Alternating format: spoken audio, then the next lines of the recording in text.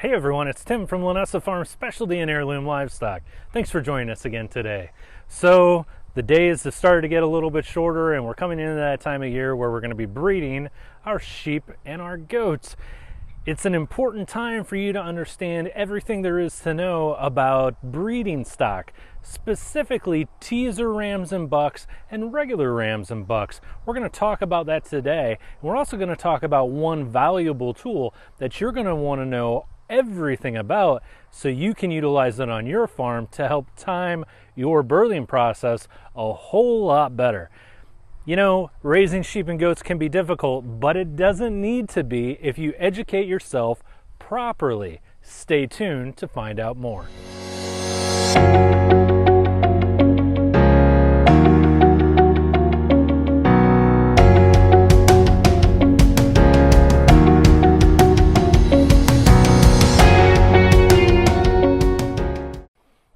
So this is Russell. Russell and Bucky. Bucky is actually on the other side. You can't really see him too well, but he's one of our little bucklings, or excuse me, a ram that's going to maybe be a breeder for somebody next year. And Russell here was our teaser ram this year, and so he basically went in and got all of our ewes synchronized for us before we put our actual breeding ram in with them. So real quick, let's head into the shop and let's talk about what a teaser ram is and how you utilize a teaser ram. Hey everyone, so here we are, we're in the shop, and as you've noticed, we've gotten rid of the whiteboard, and I know some of you are going to miss it, but this gives us a lot more opportunity to give you things in a much better and more pleasant way that you can see them a lot better. So today we're talking about breeding. You know, there's kind of two different schools of thoughts when it comes to breeding. Some individuals, when it comes to sheep and goats, they'll actually give hormones, they'll give suppositories and some shots to their ewes, which will artificially cause them to go into estrus. Now, for other ewes, getting them to go into estrus is something that happens seasonally. This is something we call seasonal polyestrus. Now, certain breeds, as you may have already heard, go into estrus in and out of season. So when they say that a breed tends to go into estrus out of season, what that means is they don't fall into this normal fall and autumn time frame. Although all breeds, including goats, will go into estrus better in the fall, some can be manipulated to go into estrus out of season more easily than others. Generally speaking, hair sheep will go into estrus out of season easier than white-faced sheep like polled Dorsets. And then last but not least is usually our Blackface breeds, which are very difficult to get to go into estrus out of season. So, you know, the breed has a lot to do with it. So they're seasonally polyestrous, and they go through a heat cycle approximately every 16 to 17 days. So what ends up happening in the brain of the sheep or the goat is they go through this period of photosensitivity. That is to say that their eye can actually detect the hours of sunlight that are getting into the eye, and it causes a release of a hormone called melatonin. Melatonin has an effect on a portion of the brain called the hypothalamus, and the hypothalamus releases a hormone referred to as gonadotropin releasing hormone. So lots and lots of fancy stuff, but essentially the hours of sunlight have an effect on the brain and tell it when to tell the ewe or the doe to actually go into estrus or heat. Now, upon getting these signals, this whatever signal it is that tells the ewe or the doe to go into heat, they'll go into a what we call a silent heat, and this will be about somewhere in the period of about 48 hours after whatever occurs to cause them to go into heat. Now, when they are in heat, generally they're in heat for about 30 hours at a time, but the best times for them to breed are within the first 12 to 18 hours. Now, you may hear things about flushing, and flushing is essentially making sure that the ewe or the doe is in really good body condition. The better body condition they're in, the more eggs that they will release when they go into heat, and the better chance they have to get pregnant with twins or triplets. Now, with that being said, if they're way over conditioned and they're actually fat, they are no better off than if they're actually under conditioned. Now, some individuals will say that being slightly under conditioned is better than being over conditioned, and you can read more about this in your Merck Veterinary Manual. If you haven't got a Merck Veterinary Manual, check out the description below. We highly recommend that you get it. It's a little bit of deep weeds reading information as far as medical stuff is concerned, but it's very valuable information nonetheless. So, you know, our ewes and our does can usually get bred anywhere after 8 months of age. Some of the larger breeds will take a little bit longer, but 8 months of age is where you really want to watch it. With that being said, there are some early bloomers, and we want to make sure, if you don't want your ewes to get pregnant or your does to get pregnant, that you're separating them out about 5 months of age and older. We have a little bit more information about the genetics and everything that goes into more twins and more triplets, and you can check that out right here if you haven't checked it out before. So again, the flushing, that's essentially finding the sweet spot in the condition of the ewe or the doe. Now, there is a phenomenon that we can use outside of that artificial hormone placement that we talked about, and this is called the ram effect. So the way the ram effect works is if you have females that have not been exposed to a male for a significant period of time, this would be 60 days or longer, if you all of a sudden reintroduce a male to them, and I don't mean like, you know, he just wasn't around where they could see him. I mean, off of your farm, they can't smell him, they can't see him. We're talking a mile or more away.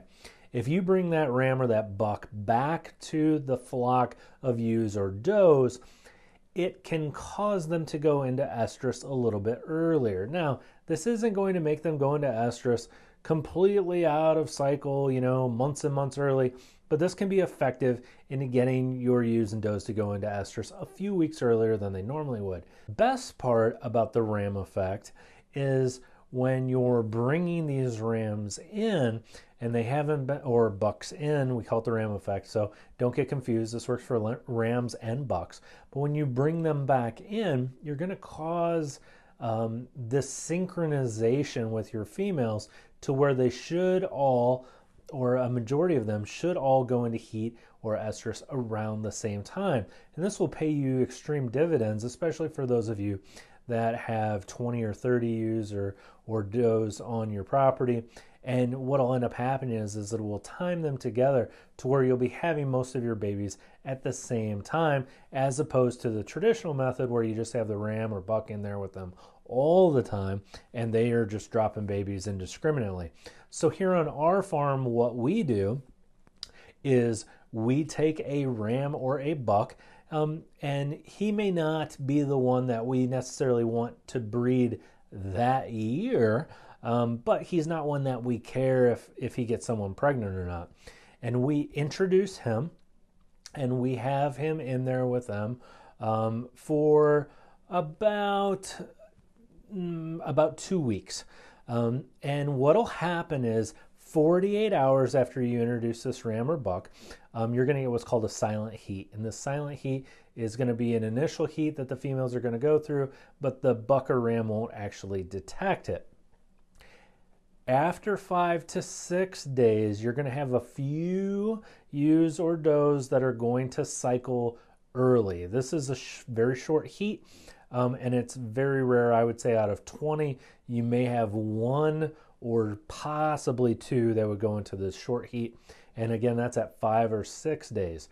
Most of your does and ewes will go into a full heat at 19 days. So again, from the time you put in your teaser, most of your ewes and does will go into heat approximately 19 to 20 days later. So what does this mean? This means you're going to get a couple of them that are going to get bred by your teaser. And then what we're going to do, and this is where the trick comes in, is after 14 days, we're going to take that teaser out and we're going to put our breeding buck or ram in. And just about the time that they all decide to go into into estrus, he's going to be there and he's going to be able to breed them. Just like we had a few early ones, we may have a few stragglers, and this is going to happen at about 25 days.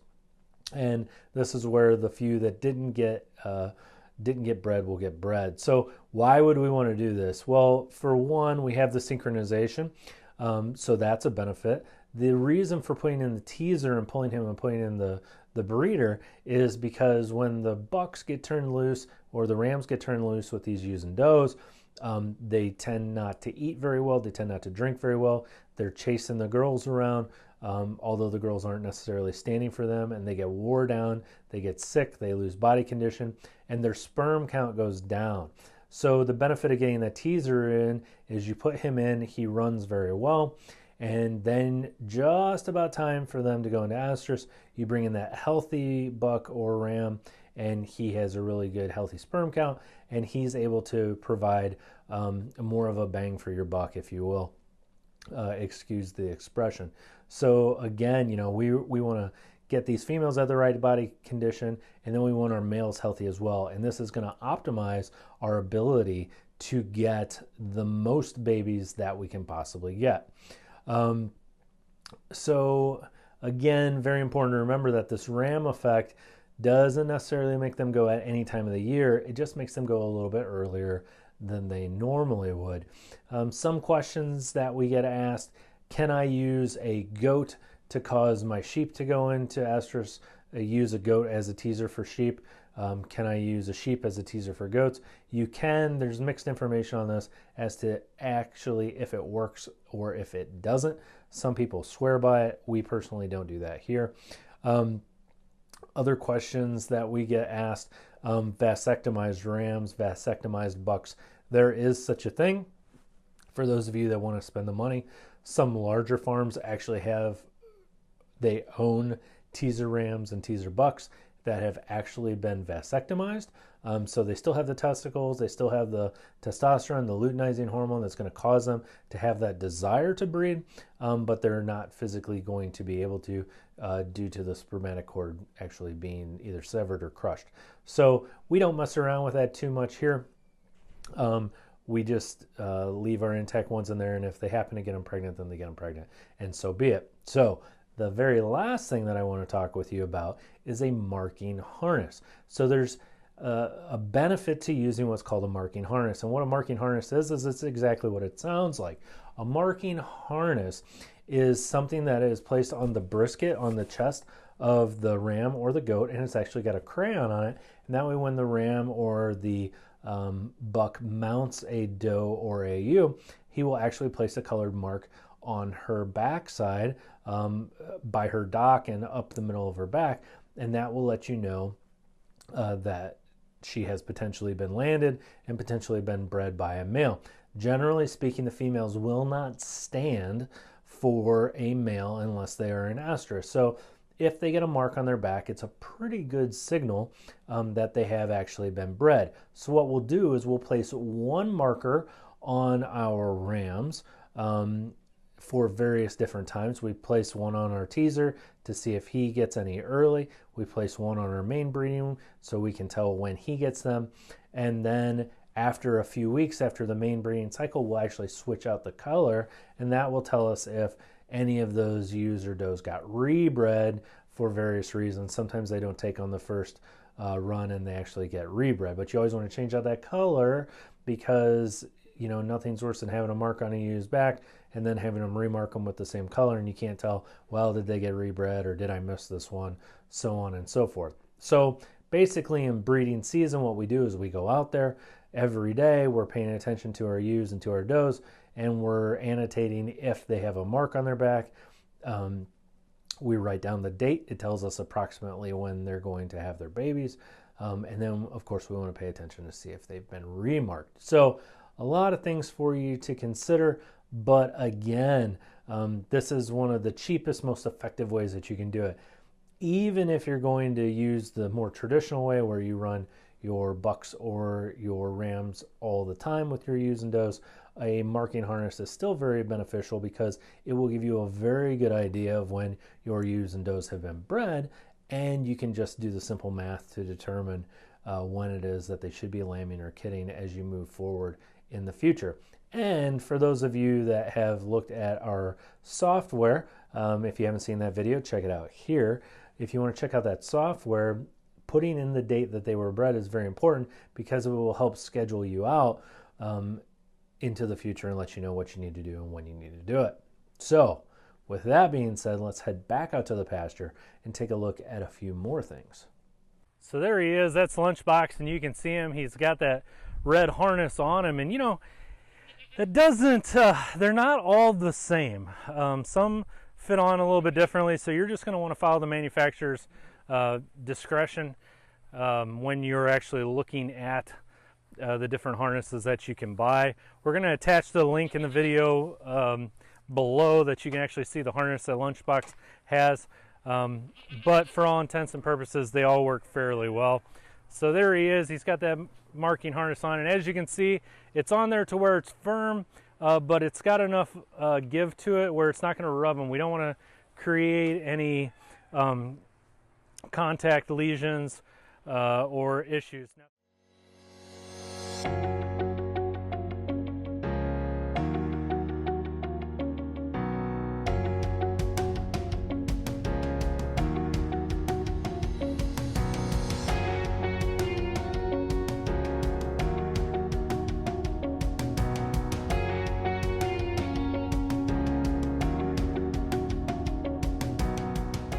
All right, so I hope you enjoyed the video and I hope you learned a lot. Again, as we move into breeding season, we're gonna have more and more videos, and you can kind of follow us as we go along. Now, we had a previous video talking about the software that we use to track our lambing and kidding process. You can see all about that right here.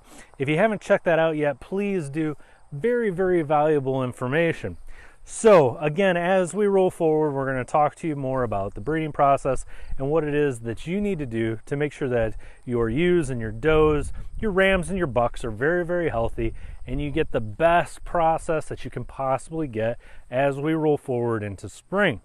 If you have any questions, please let us know. Now, on Facebook, we have developed a group, and that group is called Linessa Farms Tack Box. If you aren't a member yet, please search it out. The benefit of the Tack Box is we have professionals from all over the United States, Canada, and elsewhere that are members and moderators on there. You can ask questions and the whole group gets to answer together. Plus, we have specialists and experts that will answer your questions as well and help steer you in the right direction. So in many ways, it's kind of like a forum, and it's a much easier way for you to glean lots of valuable information in a very short period of time. Again, I'm Tim from Linessa Farms, Specialty and Heirloom Livestock. Thanks for joining us again, and we look forward to seeing you next time.